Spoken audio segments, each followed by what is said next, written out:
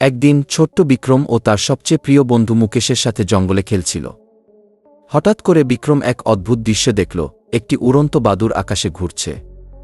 বিক্রম চোখ বড় করে তাকিয়ে রোমাঞ্চিত হয়ে বলল, মুকেশ দেখো, কি অবিশ্বাস্য। বন্ধু মুকেশ উত্তেজনায় বলল, এটা তো সাধারণ কোনো বাদুড় নয়, এটা তো মেগাবাদুড়।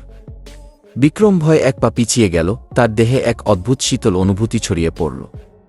তাদের দুজনের মধ্যে চুপচাপ একটি বিরাট উদ্বেগের ঝড় বয়ে যাচ্ছিল।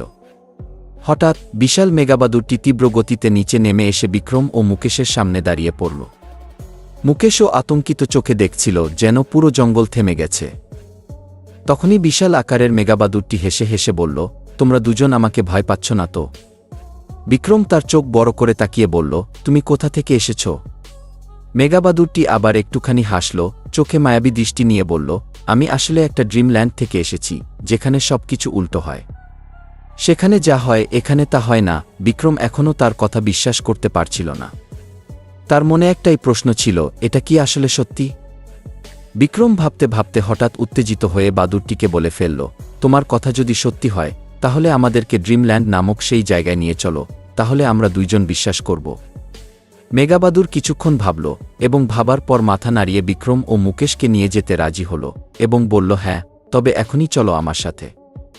এবং বাদুড়ের পিঠে চড়ে দুই বন্ধু রওনা হল ড্রিমল্যান্ডের উদ্দেশ্যে। ড্রিমল্যান্ডে পা রেখে বিক্রম চোখ কপালে তুলল, এবং দেখল সেখানে রাস্তাগুলো আকাশের দিকে ভাসছে, যেন কোনো এক অন্য পৃথিবীতে পা রেখেছে। গাছগুলোর পাতাগুলোও উল্টো, যেন নিয়মতান্ত্রিকতার বাইরে একটা নতুন বিশ্বে ঢুকে পড়েছে সে। এটা ছিল এক অদ্ভুত কিন্তু মনোমুগ্ধকর জায়গা। বিক্রম ও তার বন্ধু প্রথমে কিছুটা বিস্মিত হলেও শীঘ্রই তারা সেই অদ্ভুত পরিবেশে মগ্ন হয়ে পড়ল। এমন অদ্ভুত পরিবেশে কাটানোর সময়টা তার কাছে এক রোমাঞ্চকর অভিজ্ঞতা হয়ে দাঁড়াল, যেখানে একের পর এক অজানা বিস্ময় তার সামনে এসে দাঁড়াচ্ছিল। এক সময় বিক্রম ভাবল, এখন আমাদের বাড়ি ফিরে যাওয়া উচিত, অনেক সময় কাটিয়েছি এখানে। এবং তখনই দুই বন্ধু আলোচনা করতে লাগল, পরে আবার কোনো একদিন বাদুড়ের সাহায্যে নিয়ে ড্রিমল্যান্ড আসব, এবার বাড়ি ফেরায় উত্তম। তখনই বিক্রম ও মুকেশ বাদুড়ের পিঠে চড়ে ফিরে যাওয়ার সিদ্ধান্ত নিল। ড্রিমল্যান্ডের সেই অসাধারণ অভিজ্ঞতা তাদের মনে এক অদ্ভুত শান্তি এবং তৃপ্তি নিয়ে এসেছিল। বাড়ির পথে ফিরতে ফিরতে বিক্রম বাদুড়টিকে এক হৃদয়গ্রাহী ধন্যবাদ দিল, তোমার সাথে এই যাত্রা সত্যিই অবিশ্বাস্য ছিল। মুকেশও মাথা নেড়ে তার সাথে একমত হয়ে বলল, হ্যাঁ, আমরা কখনোই ভুলব না এই জায়গাটাকে। বাদুড়টি একটি মৃদু হাসি দিল, যেন তার চোখে অন্যরকম এক ভালো লাগা কাজ করছিল। তারপর সে তাদেরকে নিরাপদে বাড়ি পৌঁছে দেওয়ার জন্য আকাশে উড়াল দিল।